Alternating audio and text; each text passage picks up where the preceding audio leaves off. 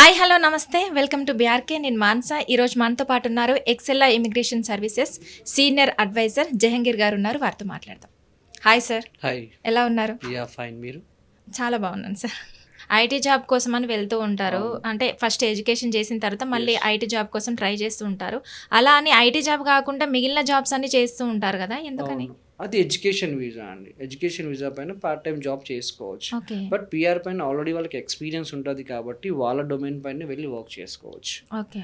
IT కానివ్వండి, PR వస్తే మీరు ఏమైనా చేసుకోవచ్చు. అక్కడ స్టడీస్ చేసుకోవచ్చు, బిజినెస్ చేసుకోవచ్చు, డైరెక్ట్ మీ డొమైన్ పైన మీరు వర్క్ కూడా చేసుకోవచ్చు అండి. ఓకే. అండ్ ఎందుకంటే జాబ్స్ కెనడాలో చాలా ఉన్నాయి. వాళ్ళకి కావాల్సింది పిఆర్ హోల్డర్ అండి. ఎందుకంటే పర్మనెంట్ రెసిడెన్సీ వీసా ఉంటుంది కాబట్టి ఆ కంట్రీకి కూడా ఇన్కమ్ ఉంటుంది, ట్యాక్సెస్ పే చేస్తారు కాబట్టి వాళ్ళకి పిఆర్ హోల్డర్ ఉంటే ఈజీగా జాబ్ రావడానికి ఈజీగా ఉంటుంది వాళ్ళకి. అందుకని పిఆర్ వీసాస్ పైన చాలా మంది వెళ్తారు. ఓకే. ఓకే. అంటే కొంతమంది ఇప్పుడు మ్యాచ్ చూసుకునే వాళ్ళు కూడా అమ్మాయి ఇండియాలో ఉండి అబ్బాయి కెనడాలో జాబ్ చేస్తూ ఉంటారు కదా. సో వాళ్ళు అక్కడ ఐటీ జాబ్ కాకుండా వేరే ఇతర జాబులు చేసుకుంటూ కూడా వాళ్ళు ఐటీ జాబ్ అని చెప్పేసి మ్యాచ్ కుదుర్చుకున్న తర్వాత విడిపోయిన సందర్భాలు కూడా ఉన్నాయి. అంటే ఇట్లా ఎట్లా గుర్తుపట్టడం అంటారు? అది వచ్చేసి వాళ్ళు ఏ వీసా పైన వెళ్ళారు ఫస్ట్ తెలుసుకోవాలండి. ఓకే. ఓకే. అక్కడ ఏం చేస్తున్నారు ఫస్ట్ తెలుసుకోవాలి. ఓకే. అంటే పార్ట్ టైం జాబ్స్ అది ఎడ్యుకేషన్ వీసా పైన పోతే ఫస్ట్ అనేది పార్ట్ టైం జాబ్స్ వస్తాయి. వీక్లీ 20 అవర్స్ అలా ఉంటుంది వాళ్ళకి. ఓకే. ఓకే. పర్మనెంట్ వీసాస్ పైన పోతే వాళ్ళు వర్క్ పర్మిట్ పైన ఉన్నారా, ఏ కంపెనీలో వర్క్ చేస్తున్నారు, ఇవన్నీ ఆఫర్ లెటర్స్ నార్మల్గా ఇవన్నీ వెరిఫికేషన్ యాజ్ ఇట్ ఈస్ చేసుకోవాలి మనం. ఓకే. బట్ పిఆర్ పైన వెళ్తే ఏంటంటే పర్మనెంట్ సెటిల్ కావడానికి వెళ్తారు చాలా మంది. అయితే ఎడ్యుకేషన్ వీసాస్ పైన వెళ్ళే వాళ్ళు ఏంటంటే ఫస్ట్ చదువుకోవాలి, తర్వాత వర్క్ పర్మిట్, తర్వాత పిఆర్కి అప్లై. అదొక సర్కిల్ అనమాట. పిఆర్ పైన వాళ్ళు డైరెక్ట్ అక్కడ వర్క్ చేసుకోవడానికి వెళ్తారు మ్యాక్సిమం అయితే. ఓకే. యా, మ్యాక్సిమం పిఆర్స్కి అప్లై చేసే వాళ్ళు కూడా ఆల్మోస్ట్ 28, 29, 30 తర్వాతనే అప్లై చేస్తారు. ఓకే. ఎందుకంటే వాళ్ళకు వచ్చే బెనిఫిట్స్ కూడా అలా ఉంటాయి అక్కడ. సరే, ఇప్పుడు మీరు చెప్పిన ప్రాసెస్ గురించి చెప్పండి సార్. 8 months అన్నారు కదా, అసలు స్టెప్ బై స్టెప్ ఎలా ఉంటుంది? స్టెప్ బై స్టెప్ వచ్చేసి ఫస్ట్ ఎలిజిబిలిటీ చెక్ చేస్తామండి. ఆ 67 పాయింట్స్ వస్తున్నాయా లేవా అని చెక్ చేసుకుంటాం. వాళ్ళకి జాబ్ ఆపర్చునిటీస్ ఎలా ఉన్నాయని చెక్ చేసుకుంటాం అక్కడ. ఓకే. దాని తర్వాత వాళ్ళకి ఎన్ని పాయింట్స్ వస్తున్నాయి, వాళ్ళ సిఆర్ఎస్ స్కోర్ ఏంటి, వాళ్ళకి ఐఎల్స్లో ఎంత రావాలి, దాన్ని బట్టి ట్రైనింగ్ ఇవ్వాలి కాబట్టి. అండ్ నెక్స్ట్ వచ్చేసి వాళ్ళకి ఒక కేస్ ఆఫీసర్ అసైన్ అవుతారు. మొత్తం పిఆర్ వీసా వచ్చే వరకు వాళ్ళ రెస్పాన్సిబిలిటీ ఎక్సెల్ఆర్ సైడ్ నుంచి వాళ్ళకి ఒక కేస్ ఆఫీసర్ అంటే ఒక ఇమిగ్రేషన్ మేనేజర్ అనేది అసైన్ చేస్తాం.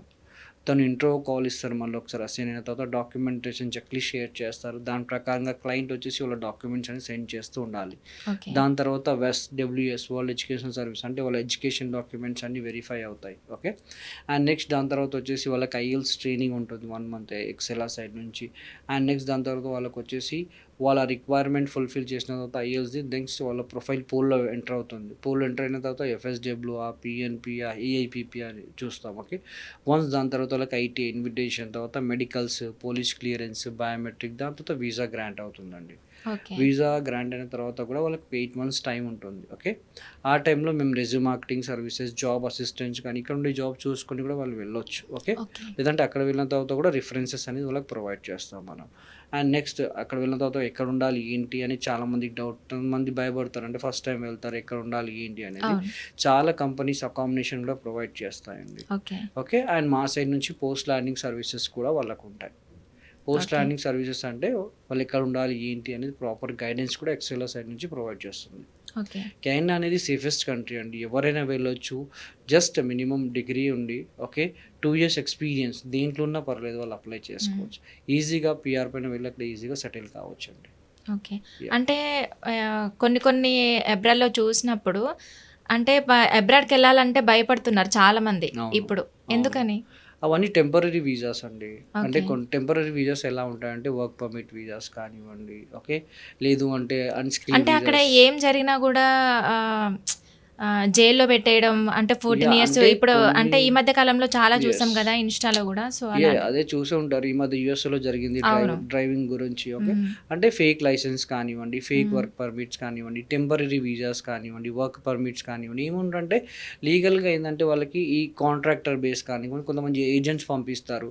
ఆ వీసాస్ పైన వెళ్ళొద్దండి. ప్రాబ్లం అంటే ఇప్పుడు చాలా మంది అంటారు కెనడాలో జాబ్స్ లేవు కదా, ఎందుకు అప్లై చేయాలి పిఆర్? జాబ్స్ అని కెనడాకు ఉన్నాయండి. లేదంటే కెనడాలో ఇష్యూస్ ఉన్నాయి కదా, కెనడాలో కొట్లాటలు అవుతున్నాయి కదా, ఇలా చాలామంది అడుగుతుంటారు. ఓకే. బట్ ఏంటంటే కొట్లాట అనేది ఏదైనా ఇష్యూ అనేది పర్టికులర్ గవర్నమెంట్కి సంబంధించింది, లేదంటే పర్టికులర్ ఒక కమ్యూనిటీకి సంబంధించిన విషయం అది. కానీ ఇప్పుడు అట్లాంటివి జరిగినప్పుడు మనం అంటే ఇండియా నుండి అక్కడికి వెళ్ళడానికి వీలు లేదు. లేదు అప్పుడు అలాంటప్పుడు కూడా మనం ఏం వెళ్ళొచ్చు చేయాలి? అండి, వెళ్ళొచ్చు. అదేంటి అంటే ఇప్పుడు మీరు ఇక్కడ ఉన్నారు, ఇక్కడ హైదరాబాద్లో ఉన్నారు. హ్మ్. ఇప్పుడు గవర్నమెంట్స్ ఉంటుంది, ఓకే, వాళ్ళ హ్మ్. స్కీమ్స్ ఉంటాయి, అది వాళ్ళ గొడవలు ఉంటాయి, ఓకే. ఒక ఓకే. కమ్యూనిటీకి సంబంధించిన విషయం కానివ్వండి, ఇలా ఉంటుందన్నమాట, ఓకే. ఇప్పుడు అక్కడ జరిగింది సిక్ కమ్యూనిటీ, అంటే లాస్ట్ ఒక 1 ఇయర్ బ్యాక్, ఒక 6 మంత్స్ బ్యాక్ ఒక సిక్ కమ్యూనిటీకి సంబంధించిన గొడవ జరిగింది. హ్మ్. బట్ ఆ కమ్యూనిటీకి మాత్రమే సంబంధించింది అది. బట్ అది ఎలా ప్రివెంట్ చేశారంటే, ఓవరాల్ కెనడాకు వీసాస్ పడతలేవు, కొట్లాటలు అవుతున్నాయి, అలా జరగదు, ఓకే. ఓకే. ఈ కంట్రీ కూడా వీసాస్ ఆపదు, ఓకే. ఓకే.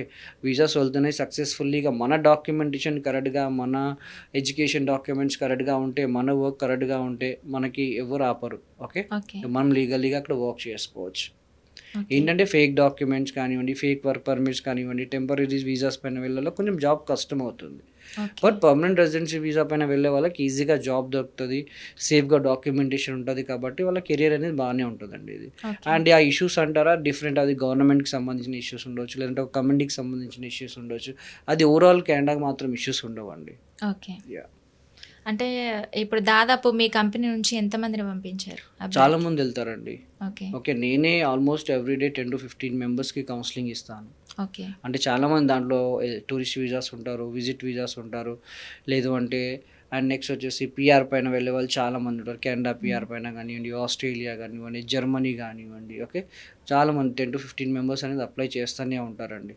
అది ప్రాబ్లం. ఇప్పుడు ఆల్మోస్ట్ అనేది ఎవ్రీ ఇయర్ మోర్ దెన్ 300 మెంబర్స్కి అప్లై చేస్తూనే ఉంటాం, మనకు వీసాస్ ఓకే. వస్తూ ఉంటాయి. కొంతమంది ఇప్పుడు నేను నెగిటివ్ కూడా చెప్తాను దీంట్లో, ఎంత పాజిటివ్ చెప్తే కూడా చాలామంది నమ్మరు. హ్మ్. నెగిటివ్స్ ఏంటి అంటే ఇక్కడ వచ్చేసి కొంతమంది చెప్పారనమాట. అంటే ఒకవేళ కౌన్సిలింగ్కి వచ్చినప్పుడు కానివ్వండి, ఎగ్జాక్ట్గా అంటే పోలీస్ క్లియరెన్స్ కానివ్వండి, మెడికల్ ఇష్యూస్ కానివ్వండి ఉంటే చెప్పాలి ఓపెన్గా.